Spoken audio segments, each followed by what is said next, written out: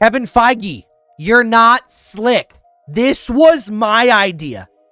Video tonight on how to actually bring back Robert Downey Jr. without ruining his legacy and his sacrifice, where I talked about bringing in Robert Downey Jr. and having him playing Doctor Doom so that you wouldn't tarnish it. And now I'm not as mad as I thought I was. I'm more mad the fact that they already showed it. It would have made more sense if you wouldn't have shown him. Hear me out.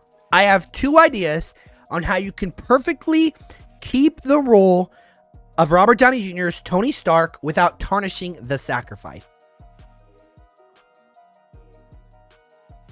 Number one, we're going to talk about this. So Rob from Comics Explained went on to show that there was an essence transfer. Essentially, in the comics, Doctor Doom used a machine and he trapped Tony Stark's consciousness in his body and switched his body to that one. It's exactly kind of like the same way how Reed and Doom meet in college, except it was replaced with Tony Stark. You know, in the end, Tony Stark, they switched the colors, the Doom suit, the Iron Man suit, yada, yada, yada. Doctor Doom wins, except this time he is a good guy, and Tony Stark loses, he's a bad guy. Well, hear me out. What would have been the perfect way, keep the title, you'd have Tony Stark come from another universe reaching out to the Avengers.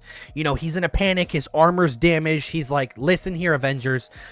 There is a group of Doctor Dooms throughout the multiverse that have been destroying worlds and galaxies, and they're trying to build up this thing called Battleworld in the void. They want to rule over everything, and they have one leader who is Emperor Doom, who looks over the rest of the Dooms. Kind of like we're doing the Council of Kangs, where like you have a Mortis at the top, but instead it's this God Doom.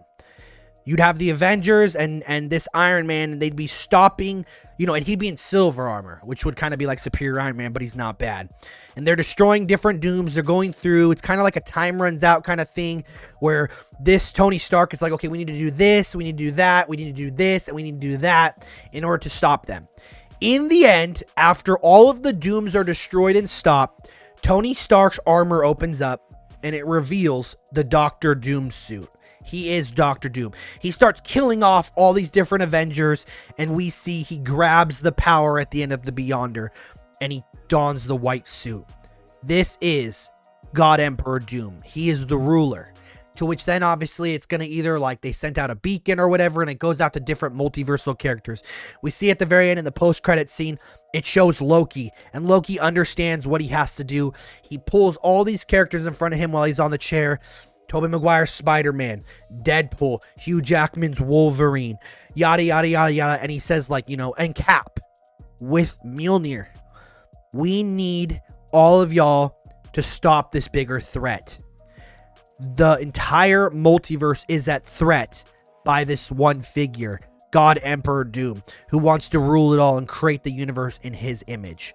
I think that would be the perfect way, at least part one, to have Doctor Doom work. Because then you're not tarnishing Tony Stark. And I think just having him transfer bodies is very lazy. So I hope you enjoyed part one.